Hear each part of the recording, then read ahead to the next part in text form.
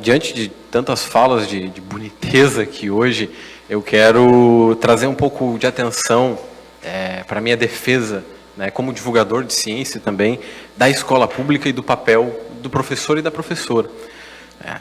Qual é o papel da escola hoje na nossa sociedade, né? Ele não é mais o papel que a gente tinha há 30, 40, 50 anos atrás, se é que foi aquele papel mecanicista, reprodutor, em que as crianças vão lá para a escola para ficar 4, 5 horas escutando uma reprodução do livro didático e sendo depositadas de conteúdos, né? O papel foi se tornando muito mais complexo. Além de um aparelho ideológico do Estado, né, como bem o professor André falou, de reprodução das desigualdades sociais e reprodução do Estado, ou seja, das ideias que nós temos na nossa sociedade, a escola ela virou um tecido muito complexo.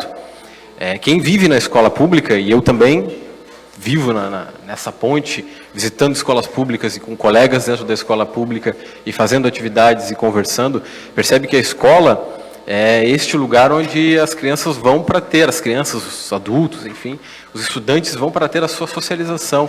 Muitos vão para comer a única refeição que eles têm no dia, às vezes.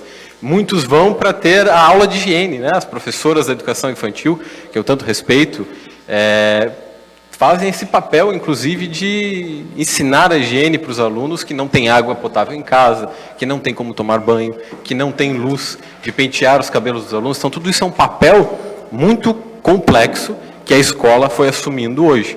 E dentro desse papel, né, dentro dessa convivência com professores e professoras, com alunos de outras religiões, de outras etnias, vem o papel psicológico que está embutido na socialização, de perceber o outro e perceber o mundo.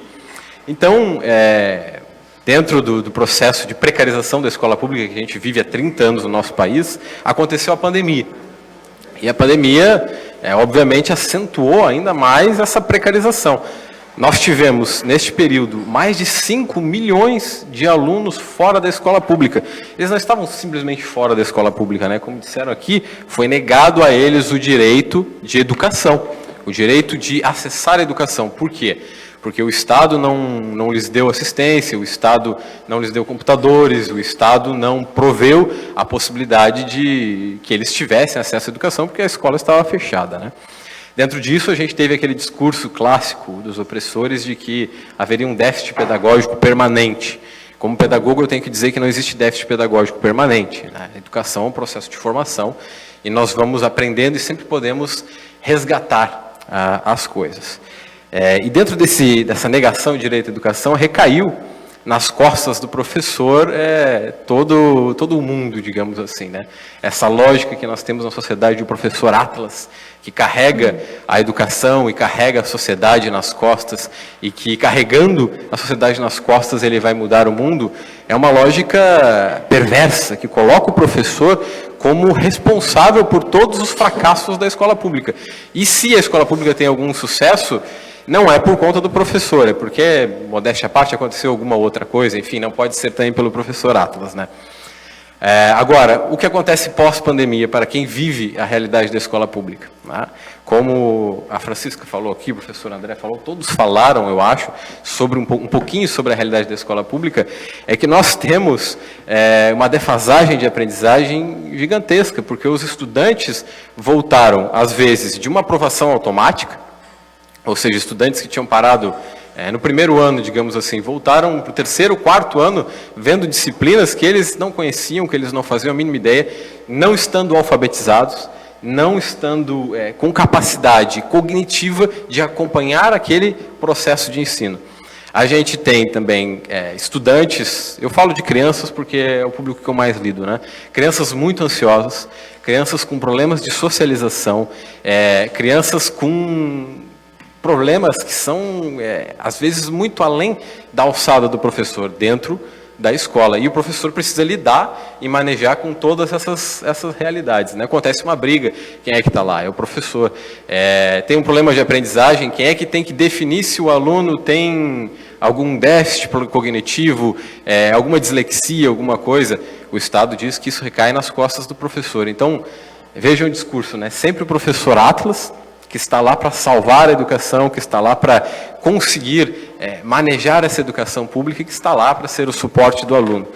Só que tem uma questão importante, esse não é o papel do professor. Né? O papel do professor, claro, dentro dessa situação, dessa nova escola complexa que a gente tem, o papel do professor é mesmo abraçar as pessoas, é amar a profissão a que ele se destina, não fazer por amor, isso é diferente. É amar a profissão a que ele se destina, mas o papel dele é estar voltado para o processo de ensino-aprendizagem, ou seja, é ensinar aquele conteúdo ao qual ele se dispõe, a qual esse sujeito é um especialista nessa disciplina, e não descobrir, mesmo lá como a Francisca mencionou, não tentar resgatar ali a criança que precisa ficar na escola porque a mãe precisa trabalhar, ou ir conversar lá com as crianças que brigaram, ou conversar com a criança que sofreu um assédio sexual, que foi violentada, né? Porque imagine, a criança chega para o professor e diz foi estuprado, o que o professor vai fazer, como o professor André falou aqui? Eu não sei lidar com uma situação dessas. Se existe algum educador aqui que saiba, né, por favor, não é possível. A gente tem uma escola com crianças ainda com vermes, né? Estamos no século XXI, certo? Esse remédio custa R$10, essas crianças estão com vermes, estão sem comida, estão sem luz em casa, muitas estão sem amor às vezes, porque elas não conseguem ver os pais, e não é porque os pais nós amam, é porque os pais têm que trabalhar, né, para o capitalismo, eles têm que viver nessa demanda reprodutiva e eles saem de casa às 6 horas e voltam às 10, meia-noite, e a criança não vem. Então o professor é a única figura que ela ama, né, porque ele está lá o dia inteiro, porque ele se compromete com aquilo. Vejam, o papel do professor, que é de ensino-aprendizagem, e o papel que é relegado para os professores e as professoras da escola pública. E aí dentro disso nós temos a evasão escolar, né, e a saúde mental dos estudantes da escola pública. O Brasil é campeão em índices de evasão escolar. O discurso opressor diz que é porque os estudantes não têm interesse. Eles não querem estar na escola, eles são vagabundos, eles são isto ou aquilo, né? Eles fazem parte de uma teoria da carência cultural, de como eles são pobres mesmo, eles não vão aprender. Mas essa não é a realidade. A evasão escolar ela é causada por uma série de fatores. Fatores cognitivos, fatores mentais, fatores como a falta de motivação para ir para a escola, fatores de sobrevivência, né? Se eu não tenho comida em casa e eu preciso trabalhar para ajudar a minha mãe ou meu pai, enfim, a sustentar o meu irmão menor, por que eu vou ir para a escola se eu preciso dar atenção para a minha sobrevivência agora, nesse momento, né? Porque a escola é uma coisa no futuro. É uma coisa que a gente vai para aprender, para estudar, para ter uma qualificação, né, social, crítica, profissional depois, mas ela é um plano a longo prazo.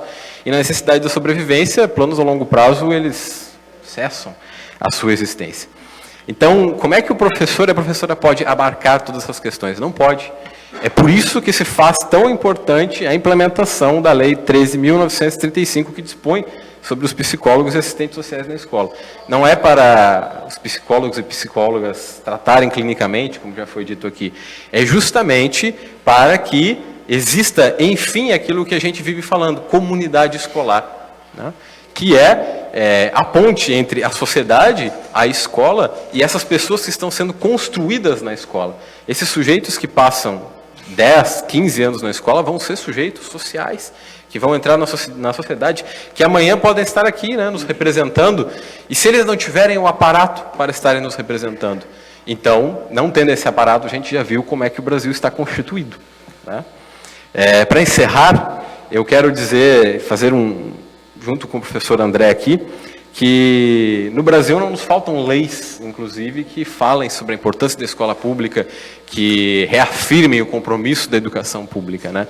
O que nos falta, aparentemente, dado que não houve a presença da Secretaria de Educação aqui, é justamente a vontade política para implementar essas leis e uma vontade política não somente para com a escola ou somente para com a sociedade, uma vontade política para com os oprimidos desta terra, né? Como Paulo Freire já dizia.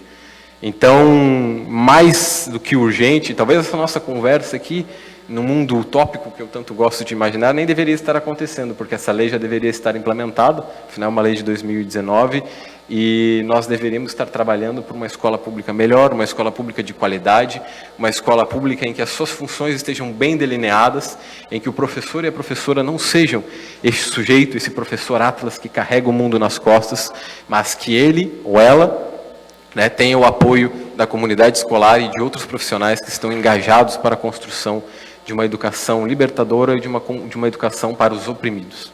Obrigado.